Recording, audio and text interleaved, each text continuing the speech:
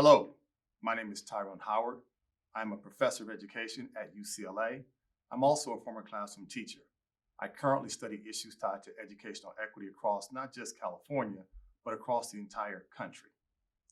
I want to talk to you about equity strategies for districts in today's context. I think there are four key points that we should be thinking about when it comes to what we can do, what we should be doing, and what we need to do to be equitable for all of our students.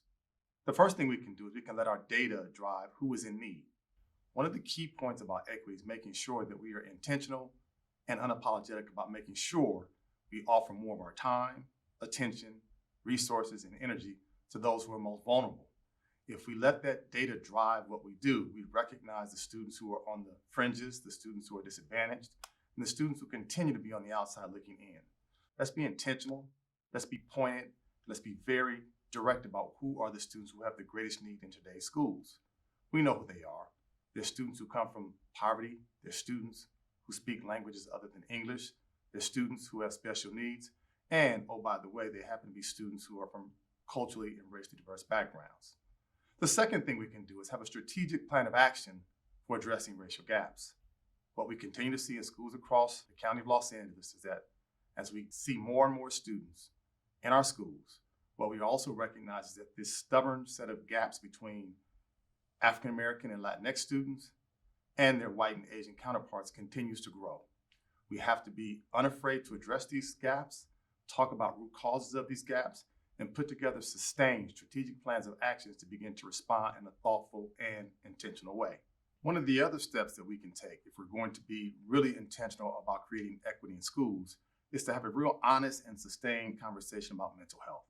It's time for us to destigmatize mental health. Far too long, we have not talked about mental health. We've said that if young people have mental health issues, there's something wrong with them. Even for adults who struggle with mental health issues, we've said that they need to somehow be stronger. It's time to have a different type of conversation about mental health. I say that because we now have some deeply disturbing data that shows the number of young people who are suffering from depression has increased. The number of young people who are suffering from anxiety has increased. The number of young people who are suffering from various types of stressors has increased. And sadly, we see some data now that tell us the number of young people who have had suicidal ideation or those who have even died by suicide has increased significantly over the past 2 years. It is time for us to destigmatize mental health, to talk about mental health. It's time for us to say that mental health matters, that asking for help is a sign of strength, to help our young people know and understand that it's okay to not be okay. Schools need to be spaces that allow students to be able to be their full selves. And if students are struggling socially, emotionally, or mentally, we need to have supports in place to ensure that students get the help that they need. What does that look like? That means more social workers in schools. That means more counselors in schools. It also may mean more mental health therapists in schools, more behavioral specialists in schools. If we are serious about equity, mental health and the destigmatization of mental health has to be a big part of what we do in an ongoing basis in a sustained way.